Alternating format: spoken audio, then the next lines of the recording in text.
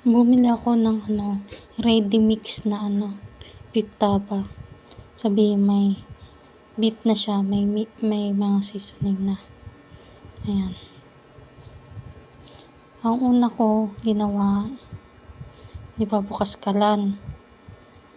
Tapos naglagay ng tubig na maraming kasi yung beef tagal maluto. Tapos nang kulo na beef, kulo na. Sobra. Parang nagbawas na ng konting tubig. Sinunod ko yung pakbit na gulay. Hindi ko na nilagyan ng seasoning yan kasi ang beef tapa naman may seasoning na. Ayan.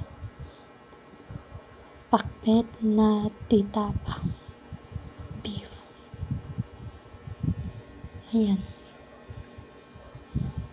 Ayan na po na namin.